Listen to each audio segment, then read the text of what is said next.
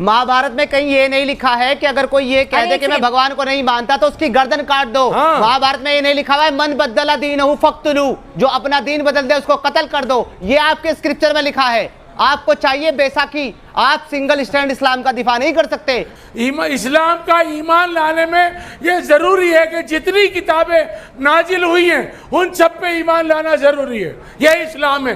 ये जाहिलत की बात कर रहा है जो बेटा है।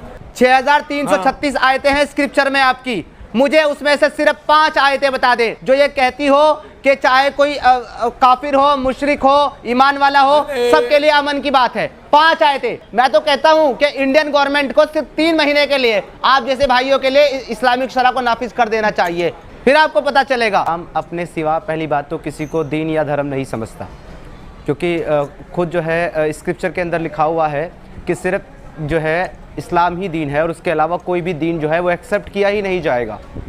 मालिक की तरफ से, खालिक कायनात की तरफ से सिर्फ इस्लाम को ही एज अ दीन एक्सेप्ट किया जाएगा और उसके अलावा जितने भी बाकी दीन हैं उनके मानने वालों को और उनके यानी कि इस अकीदे के ख़िलाफ़ कोई और अकीदा रखने वालों के साथ जंग की जाएगी। और ये सूरह तौबा सूरा नंबर 9 आया नंबर 29 क्या कहती है? वो कहती है कि ऐसे सारे लोग जो अल्लाह और उसके रसूल के ऊपर ईमान नहीं लाते और आखिरी दिन पर ईमान नहीं लाते, उनके साथ जंग करो, हत्ता कि वो लोग छोटे बनकर झुक करके जिज़िया अता करें या तो फिर इस्लाम को कबूल कर दीन हक़ के अंदर वो दाखिल हो जाएं, तब तक उनके साथ जंग करनी है। हमारे हाजी जी कह रहे हैं कि ये लड़ाई का कॉन्सेप्ट है। लड़ाई के कॉन्सेप्ट में बात हो रही है।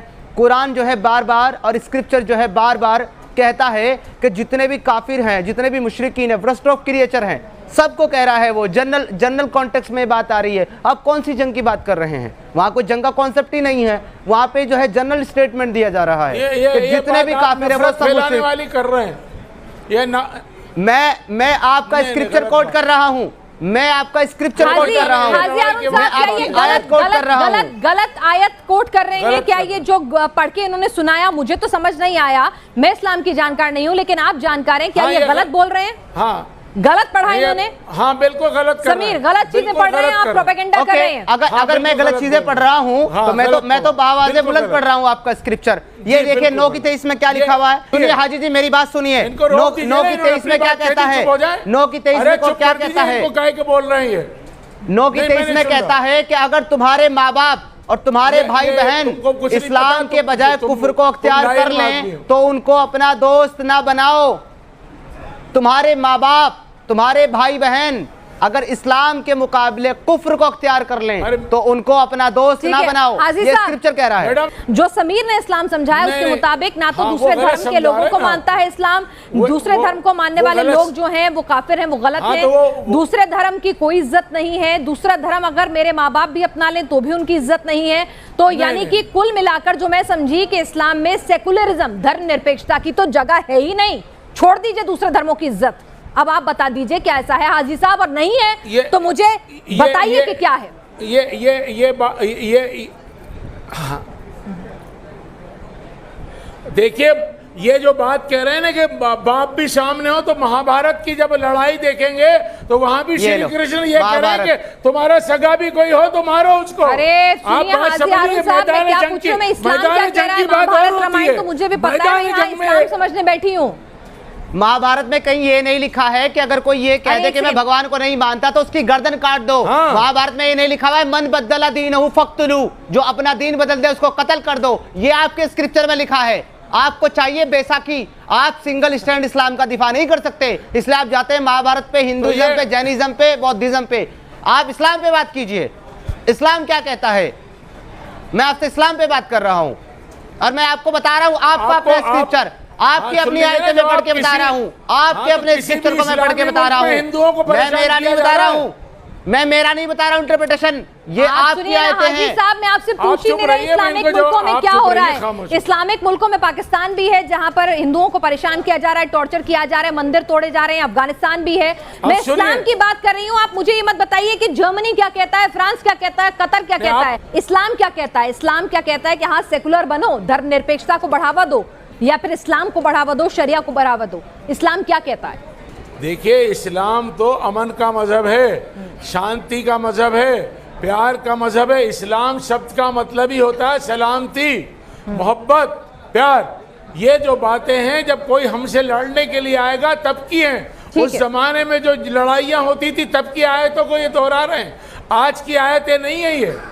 बस ये गलत बात कर रहे हैं। इस्लाम शांति का मजहब है, अमन का मजहब है, प्यार का मजहब है। इस्लाम का ईमान लाने में ये जरूरी है कि जितनी किताबें नाजिल हुई हैं उन सब पे ईमान लाना जरूरी है। ये इस्लाम है। ये जाहिलत की बात कर रहा है जो बेटा है। लेकिन वो किताबें तो आप कहते हैं बदली गई हैं। आप मानते हैं?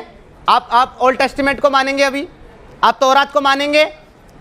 आप मानेंगे तौरात को आज की तारीख में? वो अलग बहस है। नहीं, बिल्कुल नहीं। आपने कहा कि आप किताबों पर ईमान लाए। आप तौरात पर ईमान लाते हैं? बिल्कुल मानते हैं। आप तौरात पर ईमान लाते हैं? नहीं, आप तौरात पर ईमान लाएंगे? ठीक है, एक बार फिर से मुद्दे पर आते हैं। यानी कि हाजी साहब मुझे ओल्ड टेस्टिमेंट न्यू टेस्टिमेंट पर ईमान लाएंगे? वो कहते हैं कि जीसस खुदा का बेटा है। आप मानते हैं खुदा का बेटा है जीसस? वो किताबें कहती हैं। जवाब दे दिया मैंने आपसे पूछा, वो किताबें कहती हैं जीसस खुदा का बेटा है। आप मानते हैं? ठीक है हाजी साहब। और एक और बात सुनिए, और आप बात करते हैं अमन की। सुनिए हाजी जी, आप अमन की बात करते हैं। आप कहते हैं इस्लाम अमन का मजहब है। मुझे 6336 स्क्रिप्चर की आयतें हैं। सुनिए 6336 आयतें हैं स्क्रिप्चर में आपकी। मुझे उसमें से सिर्फ 5 आयतें बता दे, नंबर बता दे, पढ़े भी नहीं, नंबर बता दे जो ये कहती हो कि चाहे कोई काफिर हो, मुशरिक हो, ईमान वाला हो, सबके लिए अमन की बात है। 5 आयतें हाजी साहब, सिर्फ 5 आयतें पेश करें।